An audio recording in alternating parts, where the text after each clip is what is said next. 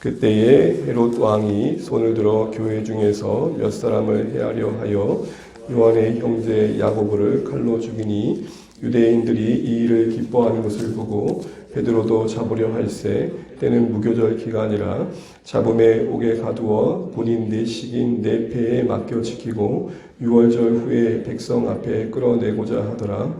이에 베드로는 옥에 갇혔고 교회는 그를 위하여 간절히 하나님께 기도하더라.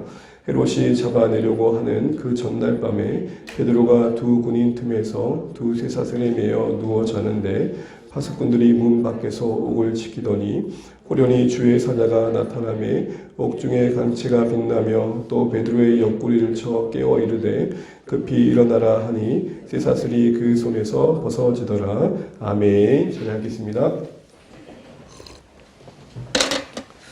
네, 어김없이 오는 날들인 것 같지만 그래도 하나님 은혜가 있어 여기까지 온 걸로 압니다. 단 하루 차이 있는데 어제와 오늘은 1년이라는 또 다른 무게감을 우리에게 와닿는 것 같습니다. 저도 어제 새해를 여기서 맞이했었는데요. 타종의 소리가 안 들리더라고요. 그래서 혼자 땡땡땡 했습니다. 2024년 새해에는 더 강건하시면 좋겠고 또 주님이 닮아가는 한 해 되시길 바랍니다. 이 모든 거 한마디로 말한다면 새해 하늘 복 많이 받으시고 형통하시길 바랍니다. 네, 우리가 교회 안에서만 서로의 덕담, 새해의 덕담을 나누는 건 아니죠. 아마 지금 좀 만나는 모든 사람들 대부분 비슷한 얘기를 할 겁니다. 수고 많으셨습니다. 내년에 좀 더 잘 되십시오. 각각의 말하는 바는 비슷하지만 사실은 담고 있는 내용은 잘 다를 것 같습니다.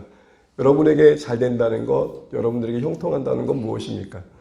형통이란 말이 성경에서는 성공이란 말로 바꿔보기도 합니다. 여러분이 성공한다는 건 어떤 의미입니까? 성경이 형통이라고 말하는 것, 성공이라고 하는 건 뭘까요? 성공하면 대표적으로 많이 떠오르는 인물 중에 하나가 요셉일 겁니다. 형통한 인생 중에 한 사람이었죠, 요셉. 그 어려운 시간을 지나고 총리가 됐잖아요. 근데 그런 측면에서 우리는 형통을 얘기합니다. 그런데 여러분 성경을 가만히 보시면 그 형통한 인생을 살았던 요셉도 형통했다는 말은 총리가 되었을 때는 안 나옵니다. 언제 나올까요? 억울하게 노예로 잡혀갈 때, 억울하게 옥에 갇혔을 때, 그때 나오는 단어가 뭐였냐면 형통입니다. 그런 의미에서 본다면 성경이 말하는 형통은 결국 하나님의 은혜 안에서 하나님의 뜻 안에서 어떤 상황이든지 머무는 것일 겁니다. 환경과 상황이 좀 더 나아지면 좋겠지만 그렇지 않은 중에도 하나님과 함께하는 삶, 하나님의 뜻을 이루는 삶의 자리를 지켜내는 거겠죠. 그래서 요셉이 보디발의 아내가 유혹할 때 뭐라고 말했습니까? 아싸, 좋다. 이게 내가 이제 출세할 기회다. 라고 처세술로 반응한 게 아니라 하나님 앞에 내가 범죄할 수 없습니다 하고 뛰쳐나가죠. 근데 그게 자신을 더 괴로운 쪽으로 몰아가잖아요. 결국 그것 때문에 더 옥에 잡히잖아요. 그런데 형통했대요. 슬프나 형통할 수 있습니다. 억울하나 형통할 수 있습니다. 힘들지만 형통할 수 있습니다. 오히려 그것 때문에 하나님과 가까워지고 오히려 그것 때문에 이전에 경험할 수 없었던 하나님의 선하심을 맛본다면 그게 형통이죠. 얻는 게 다 형통이 아님을 우리가 인생 속에서 배우지 않습니까? 잃어버렸지만 더 많은 것 얻을 수 있다는 게 신앙의 유익이겠죠.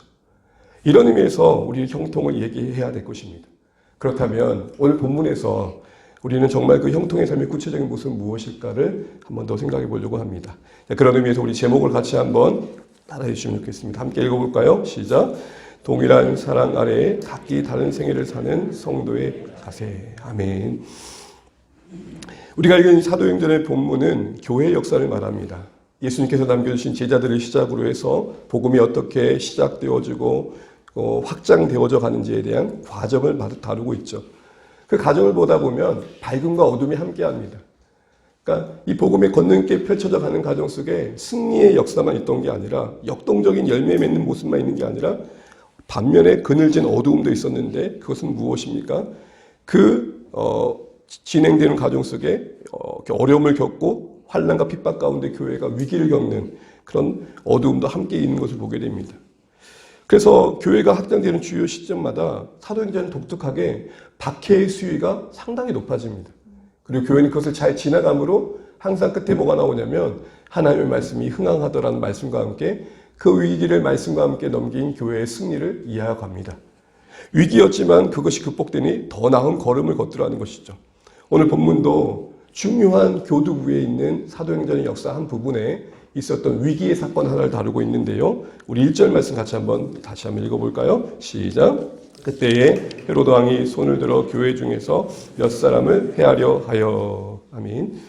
본문을 보면 헤로드 왕이 나옵니다. 성경에서는 헤롯이란 말이 참 많이 나오죠. 일단 여기 등장하는 헤로드 왕은 헤롯 아그리파 1세입니다. 이 사람은 세례 요한의 목을 참수한 그 헤롯 안티파스의 아들이고, 예수님이 태어날 당시에 많은 어린아이들을 죽게 했던 헤롯 대제의 손주입니다. 가만히 보시면 이름은 헤롯로 이어가고 역사를 이어가고 있는데, 그냥 쉽게 말하려고 하니까 오해하지 마시고요. 나쁜 놈. 가끔 좋은 놈이 나와야 되는데 맨날 나쁜 놈. 잠시 번외로 우리의 믿음의 가정이 정말 선한 역사를 이어가는 복된 은혜가 있기를 축복합니다. 우리의 삶의 믿음의 가정이 나로부터 이제는 이후로는 정말 선한 사람들이 세워져 가고 하나님의 사람들이 세워져 가는 복을 받았으면 좋겠습니다. 이렇게 헤롯이 그렇게 뭔가 오늘 교회를 핍박했던 그런 이유가 무엇일까요? 한마디로 말한다면 정치적인 이유가 있었습니다. 우리 2절, 3절, 우리 설교 노트에 있는 내용 한번 같이 한번 읽어볼까요? 시작. 요한의 형제 야고보를 칼로 죽이니 이 일을 유대인들은 기뻐함을 보고. 당시 헤롯 왕은 분봉 왕이었다는 측면에서 약간의 어떤 한계가 있었습니다. 지역을 담당하는 왕이긴 했지만 그 관할 지역을 책임맡겨준 것은 로마였습니다. 그러니 로마의 이해관계 속에서 그 정치 생명을 지키려면 잘 관리해 있었던 거죠. 근데 마침 맡겨진 그 지역 안에 유지와 같이 존재했던 자라들이 주 세력들이 유대인이었습니다. 그러니 그가 정치 생명을 잘 이어가려면 유대인들과의 관계가 유대가 좋아야겠죠. 그래서 유대인인가 봅니다. 있던 유대인과의 관계를 잘 맺어가려면 어떻게 해야 될까 보니 그리스도인들을 유대인들이 싫어한 걸 본 거죠. 그래서 그리스도인들을 박해하는 방법을 택했던 겁니다. 당시에 유대인들과의 갈등 관계에 있던 그들을 박해함으로 인해서 그 자신의 정치적 이득을 얻고자 했던 것입니다. 오늘날도 자신의 정치적인 이득을 위해서 이념을 이용하고 지역 갈등을 이용하고 뭔가 쟁점한 사회 이슈를 쟁점화해서 교묘하게 정치적 이득을 취하는 사람들이 분명히 있죠. 바로 그런 모습이 오늘 헤롯 왕의 모습이었습니다. 그런 가정에서 안타까운 일이 펼쳐집니다. 2절을 보시게 되면 누가 칼로 죽임 당하게 됩니까? 바로 요한의 형제 야고보라고 말합니다. 요한의 형제 야고보 사도가 오늘 칼로 죽임을 당했다 합니다. 원문에는 참수라고 되어 있습니다. 그러니까 칼로 찔려 죽인 게 아니라 칼로 목베이 당합니다. 왜 사람들은 당시에 이렇게 목을 베어 죽게 했을까요? 그 비참한 죽음을 통해 뭘 만드는 겁니까? 공포감을 조성하는 거죠. 너희들도 이렇게 하면 이렇게 된다, 이런 거 아니겠습니까? 결국 이런 가정 속에 첫 순교자 야고보가 나왔던 것입니다. 여러분, 야고보와 요한이 어머니 심막바람과 함께 했던 그 현장을 기억하실 겁니다. 예수님이 이제 십자가로 뚜벅뚜벅 걸어가시고 그때에 그게 무슨 의미인지도 모르고 예루살렘에 가시면 저에게 자나 우나 한 자리씩 주십시오 했을 때에 주님이 부르셨던 질문이 뭡니까? 내가 마시는 잔을 마실 수 있겠느냐? 라는 질문이었죠. 그때 이들은 철없이 뭐라고 대답합니까? 네, 주님, 제가 마시겠습니다. 뭔 말인지 모르고 한 거죠. 그런데 여러분, 상상을 좀 해보십시오. 야고보 입장에서 목베임 당하는 그 순간에 네가 나의 잔에 참여할 수 있겠냐는 말이 이거였군요 라는 걸 알았겠죠. 그리고는 그의 죽음을 맞이할 때 그게 어떤 영광으로 이루어질지를 상상했을 것입니다. 저도 가만히 보면 중고등학교 때 어설프게 은혜를 받고 이런 고백을 종종 했습니다. 주님, 제가 주님께 내 인생을 드릴 수 있다면 참 행복할 것 같습니다. 뭔 말인지도 모르고. 그러다가 지금이야 조금씩 합니다. 그때 그렇게 말하지 않았으면 이 자리에 있지 않았을 텐데. 생각 없이 했던 말이지만 결국 그 인생 속에 아름답게 열매 맺은 걸 보게 됩니다. 그러나 여러분, 이것은 교회의 또 다른 위협의 기반이 될 수밖에 없는 이유가 이어지는 3절의 모습 때문에 그렇습니다. 3절 한번 같이 한번 화면을 보시면 제가 읽어드릴게요. 유대인들이 이 일을 기뻐하는 것을 보고 베드로도 잡으려 했어요. 맛을 본 거죠. 아하, 이것이 내가 할 길이겠구나 하고 헤롯은 결국 교회에 대한 박해의 수위를 더 올려가며 베드로를 또 잡게 됩니다. 그런데 마침 무교절 기간이라 유대인들은 그 시간에 형을 집행하면 안 되기 때문에 잠시 옥에 가두는 무교절이 끝나고 유월절이 끝나자마자 형을 집행하려고 했던 것이죠. 어쨌든 교회 입장에서는 야고보도 죽고 베드로도 잡혔으니 위기입니까? 아닙니까? 큰 위기죠. 근데 여러분, 이 위기가 단순히 위기라는 측면보다는 어떤 시점에서 위기였냐가 중요한데요. 우리가 12장을 넘기면 13장에 보게 되면 안디옥 교회가 이제 막 바울과 바나바를 선교사로 파송하는 장면이 나옵니다. 그 안디옥 교회의 파송은 결국 복음이 전해져야 이방 지역의 복음이 확장되어지는 중요한 시점이었습니다. 여러분, 여기서 뭘 보십니까? 그 위기가 단순한 위기가 아니라 참 중요한 시점의 위기. 예루살렘을 넘어 복음이 이방으로 확장되어져 가는 그 시점에서의 위기였다는 것입니다. 여기서 저희는 두 가지 정도를 보게 됩니다. 첫 번째는 복음의 역사를 해박하는 사탄의 개입, 악한 자의 그 어떤 방해는 참 전략적으로 중요한 타이밍을 놓치지 않더라는 겁니다. 모든 날들이 참 소중하지만 우리 인생에 참 결정적인 날들이 있잖아요. 놓치지 말아야 할 날들이 있잖아요. 악한 자는 사자처럼 두루 다니다가 교회가 비상하고 도역할 때쯤, 뭔가 은혜로울 때쯤 시기 질투를 가지고 그 교회를 허물 꼬투리를 잡죠. 우리가 순간순간 일어나는 악한 생각을 잠재해야 될 이유가 뭘까요? 그걸 가지고 장난질하는 게 악한 자이기 때문에 그렇습니다. 그는 마치 스피커처럼 증폭시킵니다. 작은 불평이었는데 그것을 증폭시켜서 나를 삼키우게 합니다. 그냥 지나가도 될 만한 생각이었는데 그것과 나를 묶어서 거기에 나를 붙들어맵니다. 그냥 섭섭하다 하고 툴툴 털면 되는 거였는데 그걸 묵상하게 해가지고 밤잠을 못 자게 합니다. 오늘 악한 자는 이 교회에 이 중요한 타이밍을 놓치지 않고 개입합니다. 이렇게 말하면 떠오르는 한 인생이 있습니다. 다윗입니다. 다윗이 여러분 승승장구할 때가 언제냐면 사무엘하 10장입니다. 온 이스라엘의 그 위세를 떨치게 됩니다. 주변의 나라들이 하나씩 다스려가게 됩니다. 정말 최고의 절정이 이르렀을 때 사무엘하 11장이 터집니다. 사무엘하 11장이 뭐죠? 바로 다윗이 정말 그 평생에 후회될 만한 일을 했던 밧세바의 아내 우리아의 아내 밧세바를 범한 사건입니다. 이스라엘이 강성해갈 그때에 국가적으로 정말 중요한 시기에 다윗은 출정하지 않고 깊은 침상에서 깊이 잠들다가 뒹굴다가 결국 전쟁에 나갈 타이밍을 놓치고 유혹의 불화살을 맞은 뒤에 불꽃처럼 일어나는 욕망의 눈길로 한 여인을 바라보니 아름다워 보이는 거죠. 여러분 희한해요. 성경을 가만히 보시면요. 밧세바가 이쁘단 말이 안 나와요. 그리고 거기에 잠깐 이제 막 일어나가지고 거의 해진무렵이란 말이에요. 여인의 아름다움에 매료된 게 아니라 욕망의 불길이 더 아름답게 만든 겁니다. 창세기에 보게 되면은 하하가 사탄의 유혹을 받은 뒤에 평소에 별로 괜찮아 보였던 아무 문제 없었던 선악과를 알게 나무가 뭐해 보였다고요? 더 탐스러워 보인 거예요. 여러분 뭔가 악한 게 더 아름다워 보이잖아요. 여러분 유혹의 불화살을 맞은 거예요. 불이 몸에 붙으면 우리는 뭘 해야 돼요? 불이 몸에 붙었으면 뭐 하세요? 여러분 어떻게 하세요? 아 따뜻하다. 아 좋다. 여기 되게 괜찮네. 몸에 불이 붙으면 어떻게 하세요? 이렇게 해야 되잖아요. 근데 우리는 유혹의 불화살 맡으면 어떻게 하죠? 괜찮네 이거. 온몸이 탈 때까지 기다려요. 바로 다윗이 그래서 결국 넘어지고 말죠. 이와 같이 교회가 영적으로 사역할 때 사역적으로 영적으로 중요한 타이밍이 분명히 있는데 그거를 악한 자를 잘 알고 그 타이밍에 개입하더라는 겁니다. 그렇다면 여러분 우리는 역으로 동일한 시선으로 우리에게 참 중요한 타이밍이 있다는 걸 놓치지 않고 은혜와 회복과 순종의 기회로 만드는 감각이 필요합니다. 말씀드린 것처럼 모든 날이 소중하죠. 소중하지 않은 날이 없습니다. 그러나 우리 인생에 정말 결정적인 순간이 될 만한 인생의 시기가 분명히 있는 건 맞습니다. 여러분 지금 우리 아이들 중에 이제 중고등학교 청소년을 보내고 또 우리 캠퍼스 밴들이 있습니다. 정말 이 시기가 얼마나 중요한지를 지나본 우리는 잘 알고 있지 않습니까?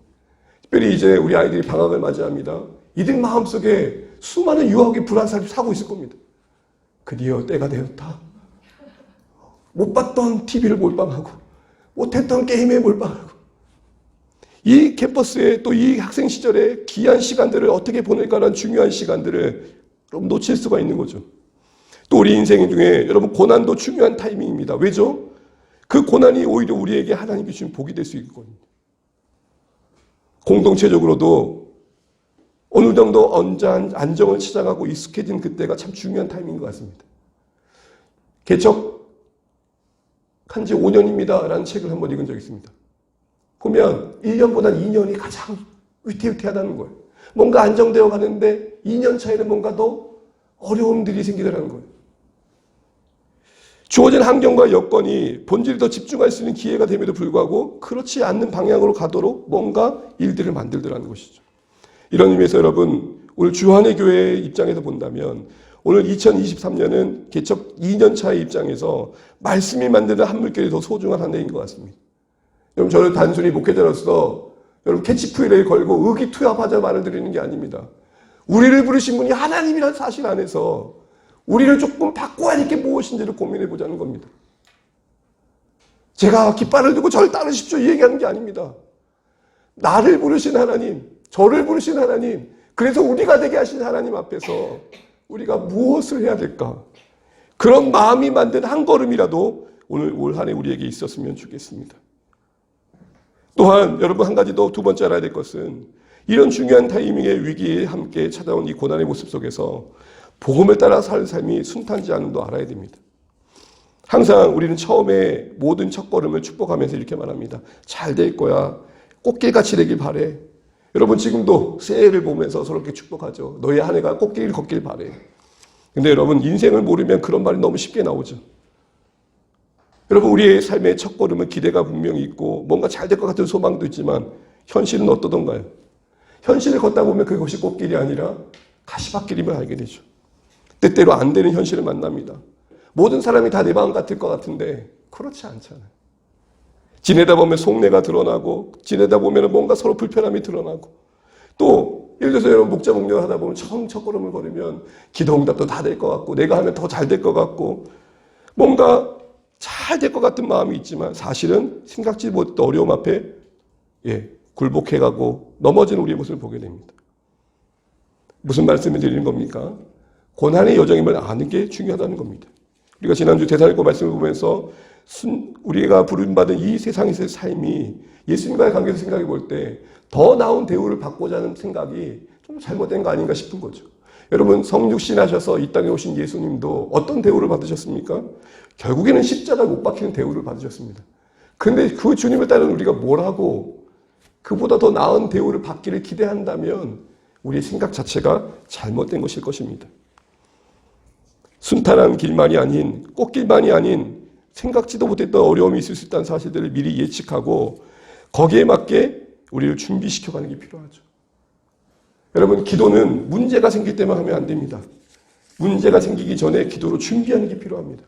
기도로 문제를 해결해가는 것도 중요하지만 문제에 앞서 기도로 우리를 준비시켜가는 건 너무 중요합니다. 그런 의미에서 여러분 오늘 진급식을 통해 새해 첫날 우리 자녀들을 기도로 준비시키고자 하는 것입니다. 이들이 어떤 마음으로 이들을 바라보는 간에 적어도 부모 세대는 자녀 세대를 바라보며 믿음의 울타리가 되어질 교회의 어른들은 우리 자녀 세대가 올 한 해 얼마나 더 많은 유혹에 넘어질까?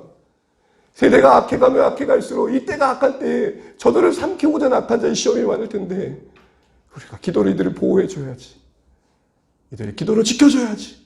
이런 마음이 우리 가운데 일어나야 된다는 것이죠. 이런 어려움 끝에 그러면 우리가 늘 두려워만 해야 되는 겁니까? 그렇지 않습니다.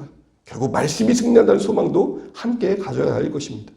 오늘 보십시오. 헤롯이 어떠한 결과를 맞이하게 되는지요. 우리 이 12장 뒤에 조금 남기셔서 설교가 뒤에 있죠. 24절, 23절 함께 읽어보겠습니다. 23절입니다. 시작.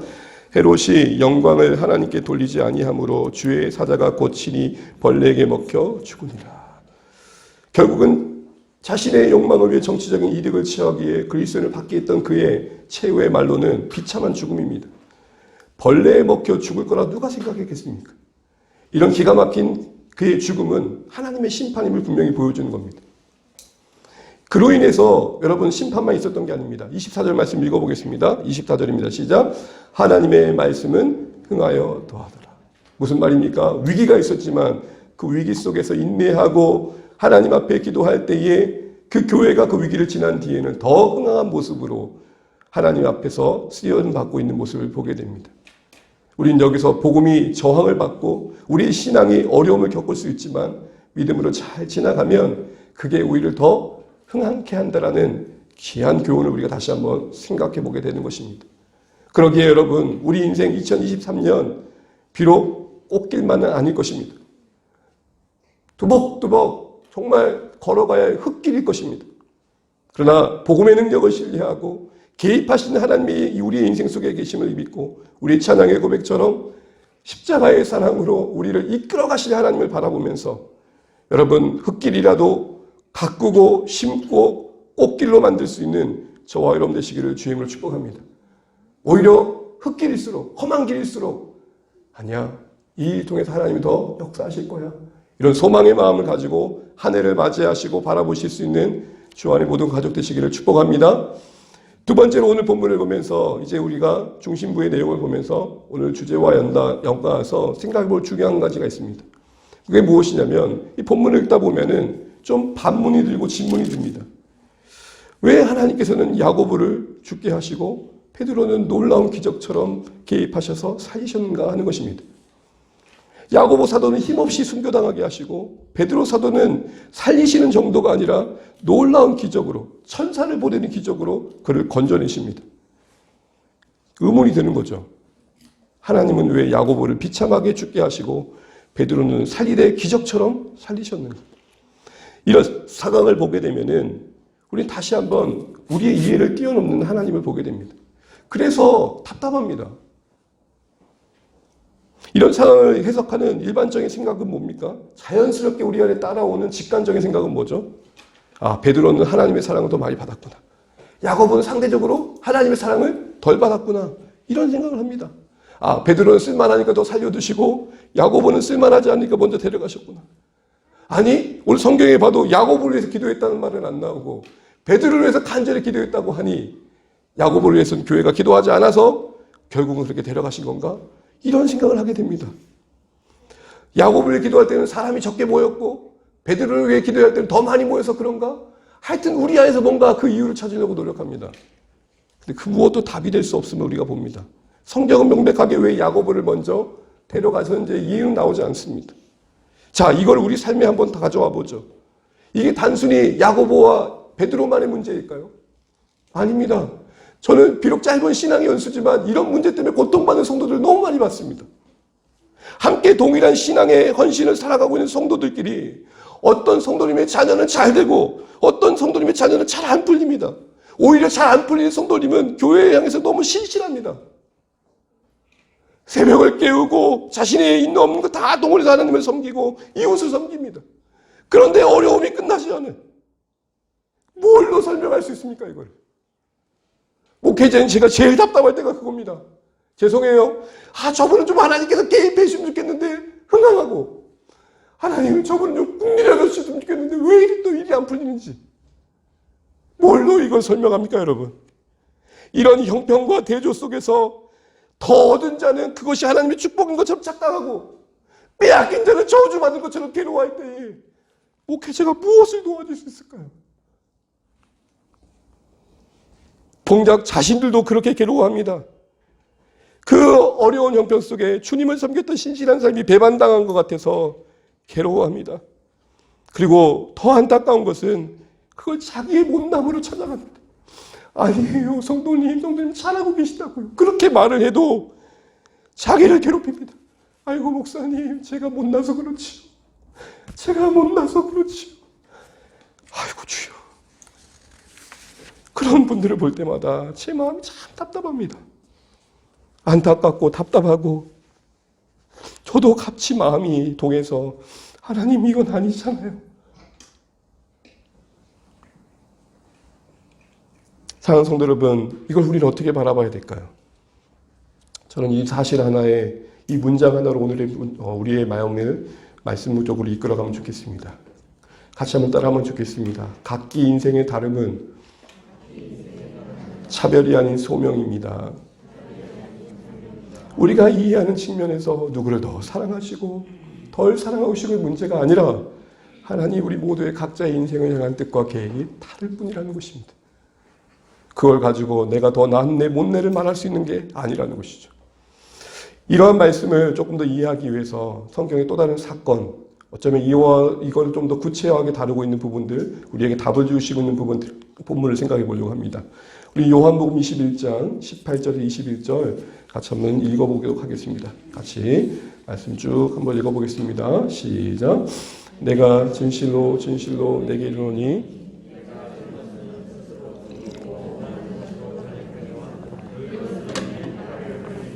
남이 내게 띠띠우고 원하지 아니한 곳으로 데려가리라. 이 말씀을 하시면 베드로가 어떠한 죽음으로 하나님께 영광 돌릴 것을 가리키심이로라. 이 말씀을 하시고 베드로에게 이르시되 나를 따르라 하시니 베드로가 돌이켜 예수께서 사랑하시는 그 제자가 따르는 것을 보니 그는 만찬 속에서 예수의 품에 의지하여 주님을 파는 자가 누구오니까 묻던 자라. 이에 베드로가 그를 보고 예수께 여짜오되 주님 이 사람은 어떻게 되겠사옵나이까.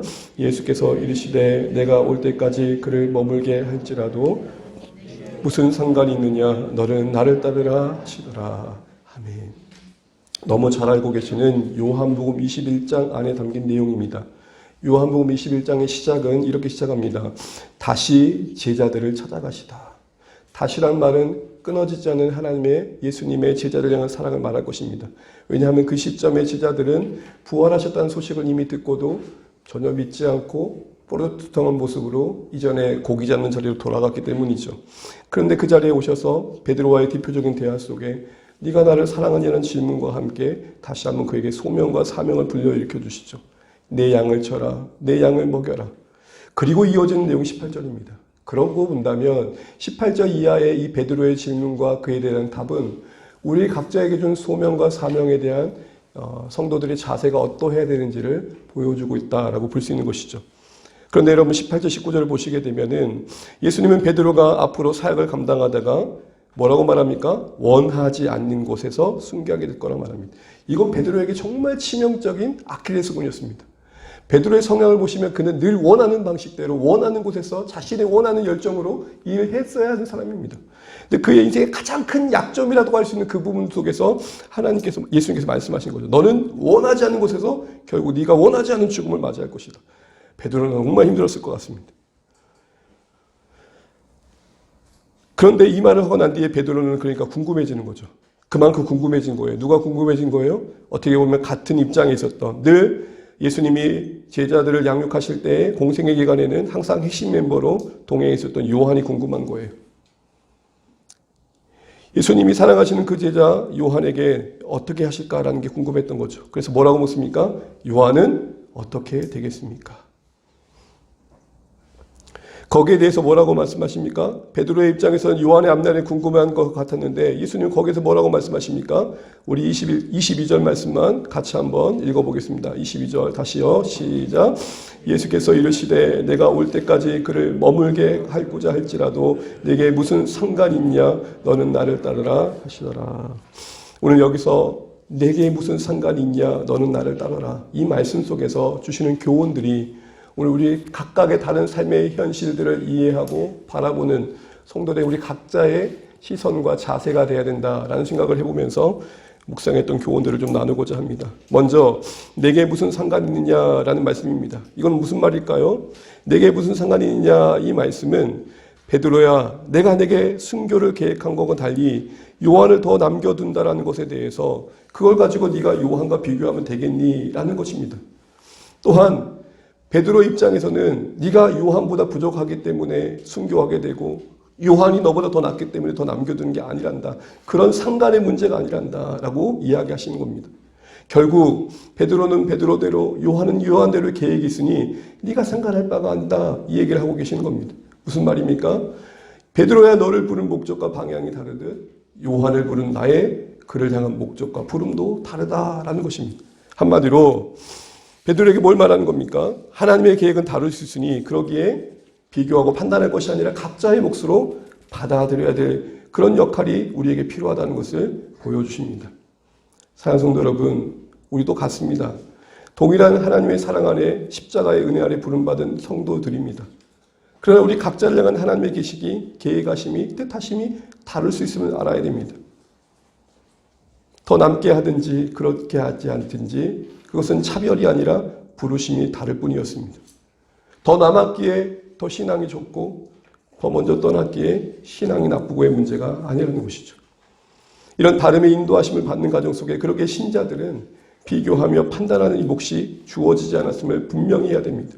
너무 뻔하게 하는 것처럼 그 모든 건 하나님의 주권에 속한 것입니다. 그리고 그 하나님은 선하십니다. 또한 이 가정 속에서 신자들은 상대방이 내가 비교군으로 생각하는 그 어떤 인생들이 더 나보다 가진 것 같고 상대방만큼 나는 덜 가졌다는 생각 속에 갇혀서는 안 됩니다. 그 생각을 버려야 됩니다.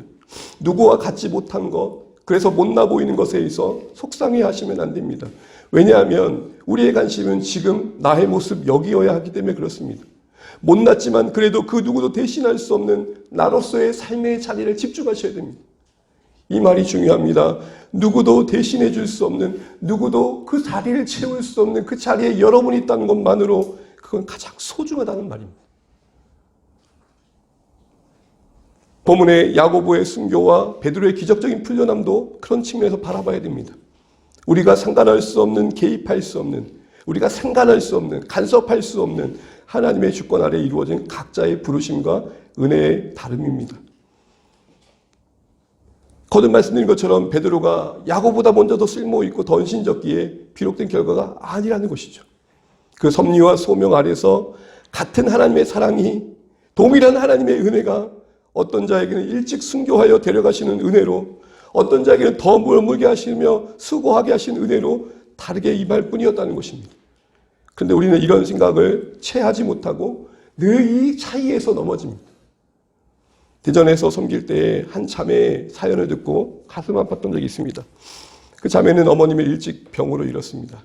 그런데 더 아팠던 건 어머니의 죽음보다 당시의 성도님들의 반응이었다고 합니다. 여기저기서 수근수근거리는 이야기를 어쩌다가 듣게 되면 너무 가슴이 찢어졌다고 합니다. 도대체 저 권사님은 뭔 잘못을 했길래 저렇게 떠났다냐?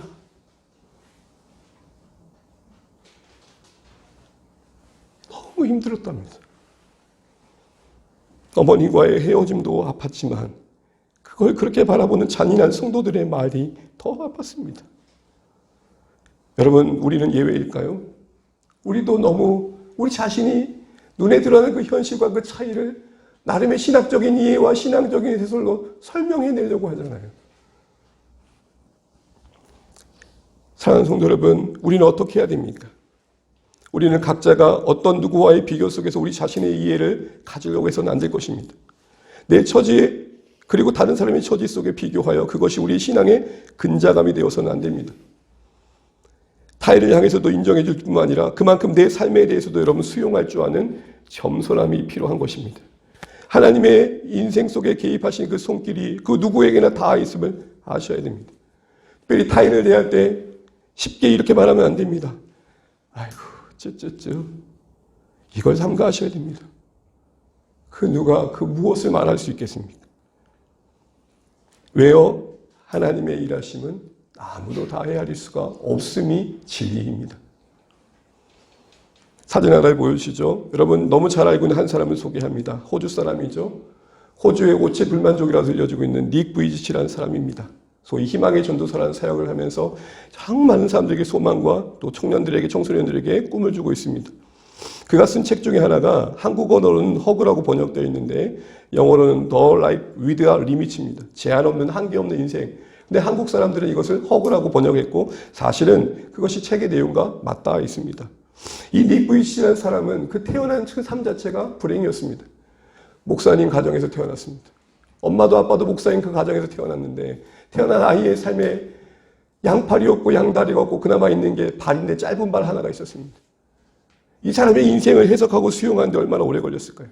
그런데 이분이 간증하는 가운데 그가 그 자신의 생애를 수용할 수 있었던 계기가 되는 게 무엇이었냐면 요한복음 9장에 날 때부터 맹인된 자에 대한 이야기였다고 합니다. 제자들이 묻죠. 저게 맹인된 것이 부모의 죄입니까? 라고 물어볼 때 그 당시의 세계관 속에서는 당연한 질문이었던 그 질문 앞에 예수님이 뭐라고 말씀하십니까?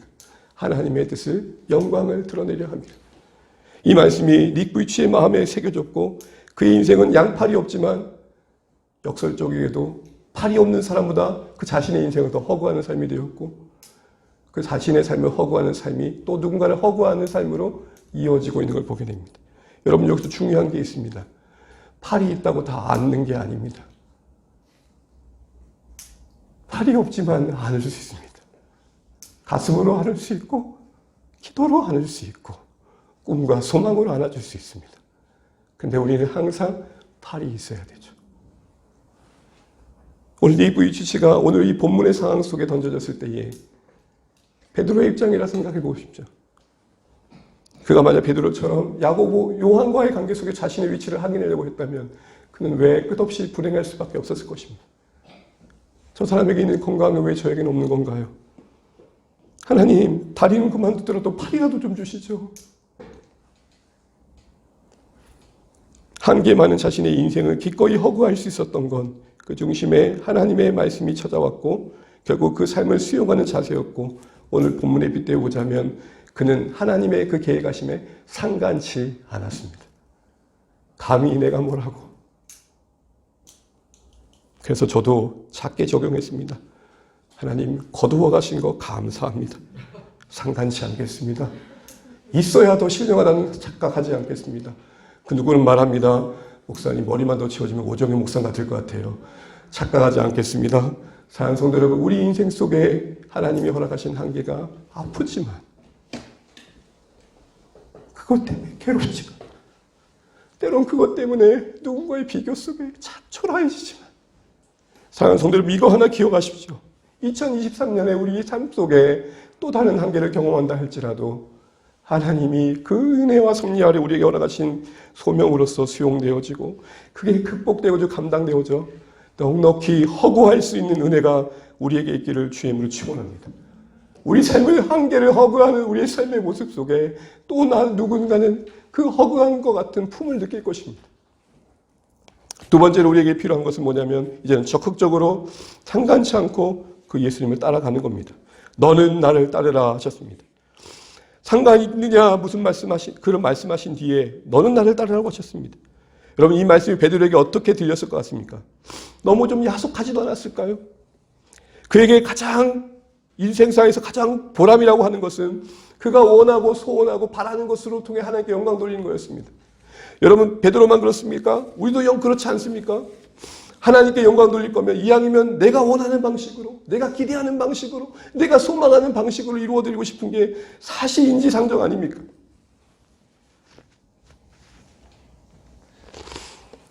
원하는 대로 되지 않는다는 말씀, 네가 원하지 않는 방식대로 죽게 된다는 말씀이 결국에는 그에게 큰 걸림돌이었을 겁니다. 그러다 보니 요한이 더 궁금해진 거죠. 나만 억울하게 원하는 대로 안 되면 안 되잖아. 그러니까 사람이 희한해요. 내가 불행한 건 불행한 거지만 나만 불행한 게 더 불행한 거죠. 그래서 나온 유명한 말이 있습니다. 사촌이 땅을 사면 머리가 아픈 게 아니에요. 어디가 아파요? 배가 아파요. 동양권에서 이 히브리 문화권에서 이 배는요. 창자가 아니에요. 영혼이에요. 영혼. 영혼이 아픈 거예요. 그런데 왜 나만이라는 마음을 갖고 있었기 때문에 풀리지 않는 마음으로 요한을 더 물어봤던 것이죠. 베드로 입장에서 가질 수 있는 마음이었습니다. 그만큼 우리 마음도 그럴 수 있다는 것이죠. 우리는 우리가 기대하고 원하는 방식대로 하나님께 영광 돌리고 싶을 때가 참 많죠. 우리의 소원함이 이루어지는 것이 하나님이 기뻐하실 거라는 생각도 할 때가 참 많습니다. 그러나 하나님께 멋지게 영광 돌려드리고 싶은 그때에 그것이 이루어지지 않는 그 순간에도 우리는 하나님이 그것에 방해받지 않고 나를 통해 이루실 하나님의 뜻을 볼 수 있어야 됩니다. 고린도후서 12장 8, 9절 너무 잘 하시는 말씀입니다. 바울의 기대감이 꺾였던 몇몇 순간 중에 한 대표적인 순간입니다. 그를 괴롭혔던 육체의 가시 하나님 거두어주길 3번이나 구했대요. 그 육체의 가시가 뭔지는 성경에 잘 다루지 않지만 아마 큰 육체의 질병이었던 것 같습니다. 많은 학자들은 눈병이나 간질로 봅니다. 여러분 이렇게 생각을 해보세요. 바울이 설교하는 중에 갑자기 간질이 찾아온 거예요. 많은 회중 앞에서 말씀을 전하고 복음을 전한 다음에 자기 몸도 추스릴 수 없이 거품을 불고 와 이러고 있으면 성도들 앞에서 목사가 쪽팔리는 걸 떠나서 하나님의 사람으로 비춰지겠습니까? 그러니까 당연하게 하나님 육체에 가신 좀 거두어 주셔야죠 라고 구하는 게 뭔 잘못입니까? 그런데 하나님 너무하시게 뭐라고 말씀하십니까? 그만 됐다야 그만 구해라 이렇게 하시면서 뭐라고 말씀하시죠? 내가 내게 베푼 은혜가 족하다. 와 진짜 하나님 너무하시다. 그걸로 충분하니까 됐다라고 말합니다. 우리는 한계를 뛰어넘고 싶고 제발 좀 극복하고 싶은데 그 안에서 하나님의 일을 하시겠다고 말씀하시니 코드가 안 맞아요. 하나님과. 나는 저기서 하나님을 위해 살고 싶은데 하나님은 거기를 떠나지 않는 찬양 속에서 영광 받으시겠다고 말하는 거죠. 이와 같은 상황이 지금 베드로에게 주어졌던 것입니다. 그러면서 하셨던 말씀이 뭡니까? 너는 나를 따르라 라고 말합니다. 여러분, 너는 나를 따르라는 말이 무엇을 말하는 것 같습니까? 너는 나를 따르라는 말씀은 무엇보다도 이 두 가지 의미를 갖습니다. 첫 번째로는 베드로야 너는 나를 위해 존재한다. 여러분, 이 말씀은 참 중요한 말씀입니다. 우리의 존재론과 관련되어 있습니다. 우리 인생이 누구를 위해 존재하느냐에 대한 동의가 분명하지 않으면 신앙은 항상 엇박자가 납니다. 아니 그런 것 같지만 나를 위한 하나님과 하나님을 위한 나는 너무 다릅니다. 비슷한 것 같으나 결정적인 순간에 우리를 넘어뜨린 건 바로 그것입니다. 베드로를 향해 너는 나를 따르라 할 때 너 베드로야 너는 나를 위해 존재한다는 사실을 분명하게 상기시켜 준 겁니다. 한마디로 뭘 말하는 겁니까? 너는 출장 인생이다. 너의 영광은 내가 보낸 그 자리에서의 신실함이지 네가 원하는 그곳의 성공이 아니다. 사랑하는 성도 여러분, 우리가 주님을 위해 존재한다는 것은 성공으로 부르심 받은 게 아니라 성실로 부르심 받았다는 사실들을 잊지 않으셔야 될 것입니다. 성도의 생애는 주님의 것되어 주님이 원하신 그곳에서 주님이 원하신 일을 이루어 드리는 것입니다. 그걸 한마디로 출장 인생이다 라고 말하는 겁니다. 출장 간 사람은 자신이 가고 싶은 곳을 가면 안 됩니다. 그러면 그 돈 다 반납해야 됩니다. 출장비를 받았다는 것은, 그렇죠? 이명 형제 맞죠? 들리죠? 안 들리는 것처럼 그러지 마세요. 출장 갔다라는 건 뭡니까? 그 출장비가 보낸 곳에 적합하게 써야 되는 거죠. 그리고 보고가 돼야 되는 거죠. 그리고 출장 간 사람이 영원히 관광객처럼 거기 머물면 안 되죠. 돌아가야 되는 거죠. 이 모든 걸 하나님 안에서 우리가 부름받은 인생의 모습에 담아낼 수 있는 것입니다. 출장 간 인생의 목표는 회사가 보낸 그 목적의 뜻을 이루는 것이듯 성실함이듯 오늘도 동일하게 보냄받은 우리의 인생의 목적은 성실이어야 합니다. 참 근데 어렵습니다. 왜요? 우리 안에 우리를 드러내주신 욕망이 얼마나 많습니까? 그럼 여러분, 하나님은 우리의 원하는 대로 사는 것을 전혀 싫어하십니까? 아니죠. 하나님 우리를 행복하게 원하십니다. 우리가 오해하지 말아야 할 것은 하나님은 우리를 괴롭히시는 분이 아닙니다. 우리 하나님은 가학적인 신이 아니십니다. 우리의 필요와 우리에게 정말 행복한 것이 우리가 모를 뿐이지, 우리가 동의하지 못할 뿐이지, 여러분이 좀 더 마음의 힘을 빼고 몸의 힘을 빼고 하나님의 이끄심을 받다 보면 거기서 더한 행복을 경험하게 되는 것입니다. 그런 의미에서 여러분, 우리는 원하는 바를 얼마나 성취했나보다 더 중요한 것은 하나님이 원하시는 그 자리를 얼마나 지켰냐의 평가로 우리 인생이 평가받은 것을 기억하셔야 됩니다. 내가 얼마나 큰 걸 이루었냐가 아니라 얼마나 보냄받은 그 자리를 지켰냐라는 것입니다. 이런 의미에서 가난함이나 부함, 강건함이나 연약함, 존귀함과 평범함, 대형 교회와 작은 교회, 목회지와 선교제는 차이가 없는 것입니다. CGN TV에서 연말에 의미 있는 프로그램을 하나 만들었더라고요. 시골 교회를 지키는 목사님들. 그분들에겐 각자의 꿈과 소망이 있어 정말 비교할 수 없는 목회 현장에서도 버티고 지키고 있는 걸 보게 됩니다. 올해 강원도에 나오는 목사님이었는데 그분은 참 세례식에 열심을 내시더라고요. 70대 넘은 어르신 한 분이 세례를 받는데 눈물로 기도해 주는 모습을 봤습니다. 사랑하는 성도 여러분, 우리의 기쁨이, 우리의 소망이 어디 있는지를 이 연초에 다시 한번 돌아보면 좋겠습니다. 우리를 구원하신 하나님의 은혜 아래서 우리는 하나님의 것됨을 기뻐하고 하나님이 원하시는 곳을 지켜내는 것을 신앙의 가치로 여기는지를 돌아보면 좋겠습니다. 고린도서 7장 23절에 부름받은 형제들에게 말합니다. 형제들아, 너희는 각각 부르심 받은 그대로 하나님과 함께 거하라. 이것은 노예에 있던 그들에게 말하는 겁니다. 노예의 신분을 자유롭게 할 수 있는 기회가 있으면 자유롭게 하라고 하면서도, 그러나 그것이 너희들이 목표가 되지 않으면 좋겠다. 만약 하나님이 은혜 주셔서 노예의 신분을 자유로운 신분으로 바꿔주면 감사하겠지만 혹 그렇지 않더라도 그 노예의 신분 그 자리에서 하나님 부르신 자로서의 삶을 살아내라. 그것이 신앙의 명예이고 그것이 신앙의 영광이다. 그렇게 얘기를 하고 있는 것입니다. 사랑하는 성도 여러분, 제가 이런 측면에서 질문 하나 드리겠습니다. 여러분은 지금 어디에 계십니까? 이 질문을 정확한 이해한 답은 여러분은 그곳에서 무엇을 하는 인생입니까? 일 것입니다. 앞서 말씀드렸던 요셉이 총리된 것도 총리가 영광이 아니었습니다. 거기서 하나님과 동행했기에 총리를 통해 하나님의 일이 이루어졌던 것이죠. 노예였을 때도 옥에 있었을 때도 요셉은 요셉이었습니다. 환경이 바뀌었다고 요셉이 바뀐 게 아니라 동일한 요셉이 각각의 다른 환경 속에서 동일한 하나님을 섬겼던 것뿐인 것입니다. 사랑하는 성도 여러분, 보여지는 것이 성공의 기준이 아님을 분명히 하시는 주 안의 가족 되시기를 주의 이름으로 축원합니다. 바라고 원하는 것은 2023년 여러분의 생애가 좀 더 나아지시길 바랍니다. 한계를 극복해 가시길 바랍니다. 올해가 지난해보다는 좀 더 나아지시길 바랍니다. 그러나 사랑하는 성도 여러분, 그렇지 않은 현실 속에서도 하나님은 하나님이시기를 주의 이름으로 축복합니다. 내가 더 나아지기에 더 좋을 수밖에 없는 하나님이 아니라 그때나 이제나 앞으로나 하나님은 나의 하나님 되시는 은혜를 누리시기를 주의 이름으로 축복합니다. 저에게도 적용을 해보자면 부교육자일 때나 담임 목회자일 때나 어떤 상황에서나 저는 동일한 자세로 하나님을 섬겨야 하는 것처럼 말입니다. 어느 분들은 그렇게 얘기합니다. 내가 담임 목회하면 더 잘해야지. 선교사를 뽑는 어떤 선출 과정이 있었습니다. 심사를 하는 심사자들이 선교사 희망생들에게 물었습니다. 앞으로 선교지 가면 어떻게 할 거예요? 찬란한 꿈을 펼칩니다. 그리고 이렇게 질문합니다. 그럼 지금은 무엇을 하고 계시나요? 네, 그때를 위해 준비하고 있습니다.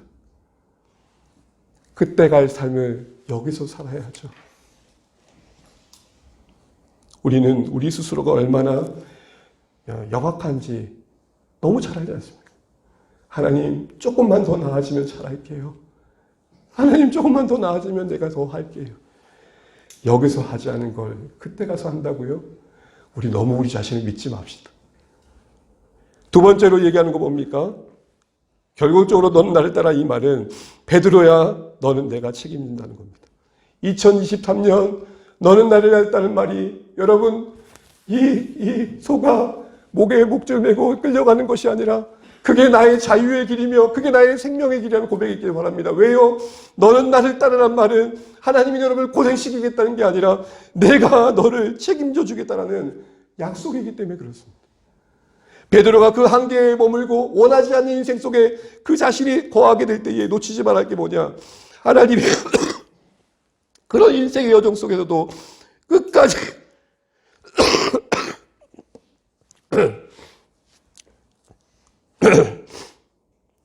죄송합니다. 끝까지 책임져 주시겠다라는 하나님의 신실하심에 대한 신뢰였던 것입니다. 이 말씀을 다시 보십시오. 너는 나를 따르라 했습니다. 그가 따라야 될 것은 예수님이라는 겁니다. 믿을 만한 사람을 따르라. 그럴듯한 환경과 상황을 따르라. 너의 확신을 따르라 라고 하지 않고 있고 부르신 그분을 따르라 라고 하고 있습니다. 주도권을 갖고 계신 예수님께서 우리 인생을 통해 끝까지 책임지신 사랑으로 함께 하고 계시다는 사실도 놓치지 말아야 한다는 것입니다. 이 과정에서 우리가 분명히 해야 될 것이 있습니다. 내가 나를 아는 것보다 하나님이 나를 더 잘 아신다. 여러분, 이게 동의가 되지 않으면 정말 여러분 삶을 살아가기가 쉽지 않습니다. 지금 처한 나의 삶의 자리, 환경, 모든 상황들 속에 하나님이 나를 더 잘하시게 허락하셨다는 사실을 인정하지 않으면 내가 나를 더 잘한다는 착각 속에 하나님 이게 해결돼야 나는 더 행복할 거야 같은 생각 속에 우리와 하나님 관계는 여러분 불평과 불만으로 채워질 수밖에 없는 것입니다. 여러분 우리 중엔 중병이 들었을 때에 기도해서 기적적으로 낫는 경우도 있을 것입니다. 그러나 똑같은 믿음으로 기도했음에도 불구하고 긴 고통 속에 거하게 하실 때도 있습니다.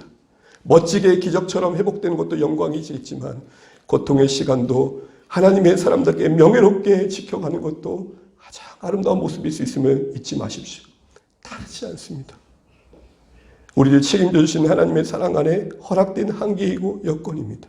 우리 이걸 기억하면서 하나님이 부르신 이 삶의 자리를 아름답게 지켜갈 수 있는 우리 모두 되시기를 주의 이름으로 축복합니다. 이제 말씀을 맺으면서 이런 결론을 맺고자 합니다. 우리 인생길 다 알고 가는 거 아니니 믿음으로 가시면 좋겠습니다. 하나님 나라의 완성이라는 그림의 퍼즐 속에 우리의 생애가 존재합니다. 한번 보여주실까요? 비록 작은 퍼즐 같지만 그 퍼즐만이 채울 수 있는 몫이 있습니다. 다 채워져도 그게 채워지지 않으면 완성이라 말하지 않습니다. 그러므로 여러분 한 사람 한 사람이 완성입니다. 조각 그 자체는 작고 볼품없지만 그 역할만은 전체의 그림 속에 그 사람만이 채울 수 있는 자리가 있다는 측면에서 그 누구도 대신할 수 없는 중요한 역할을 부여받고 있는 것입니다. 그러기에 내 원하지 않는 곳에 있다고, 내 기대에 부응하지 않다고 여러분 지금의 삶의 자리와 여건과 상황들을 가벼이 여기면 안 될 것입니다. 오늘을 사랑하실 수 있는 우리 모두 되시길 바랍니다. 이는 우리에게 주어진 오늘의 역할에 보잘것없어 보이는 순종을 드리고 있고 여전히 포기하지 않고 있고 버티고 인내하고 지켜내고 때론 실패를 감수하는 그런 모든 과정이 어떻게 쓰여지는지 어떻게 활용된지는 모르지만 분명한 건 내가 믿을 만한 분은 하나님 그분 때문이라는 사실 하나를 놓치지 않는 것일 것입니다. 이런 하나님의 일하심 아래 의미 없는 인생의 역할들이 없음을 기억하십시오. 각각의 부르심 삶 가운데 비교와 판단과 시기와 질투를 삼가하십시오. 하나님의 겉되어 그분을 위해 존재하는 자로서의 책임져 주시는 하나님을 의지하면서 그 존재로서 삶을 살도록 도우시는 하나님과 함께 한 걸음 뚜벅뚜벅 걸으십시오. 그 걸음이 여러분의 2023년을 채우게 하십시오. 요행을 바라지 마십시오. 무엇보다도 성실한 만큼 채우시는 하나님을 기대하십시오. 더하여 내 최선 그 이상의 은혜를 주시는 하나님의 긍휼도 경험하십시오. 책임져 주시는 하나님의 사랑 아래 우리가 다 할 수 없는, 헤아릴 수 없는 하나님의 일하심이 담겨 있는 것입니다. 지금의 시간의 자리, 지금의 공동체에서 주어진 삶 속에 여러분이 해야 될 일을 고민해 보십시오. 기억하십시오. 같은 십자가 사랑 안에 우리 각기 다른 인생으로 부름받은 것뿐인 것입니다. 우리 가운데 더 나은 자도 더 못난 자도 없습니다. 우리가 비록 작은 조각 같은 볼품없는 인생이지만 우리가 지켜야 할 자리가 있으며 그 지키는 가운데 흘렸던 눈물은 주님께서 반드시 닦아 주실 것입니다. 우리 이 말씀을 기억하시면서 우리 마무리하는 마음으로, 기도하는 마음으로 영상과 찬양의 음성을 함께 들으시면서 소명이라는 영상 같이 한번 보시면서 말씀을 한번 마무리 개인적으로 적용해 보시면 좋겠습니다. 이 영상 후에 같이 헌금 시간 갖도록 하겠습니다. 김세 목자님 죄송하지만 요 앞에 불 혹시 하나 보셨거든요.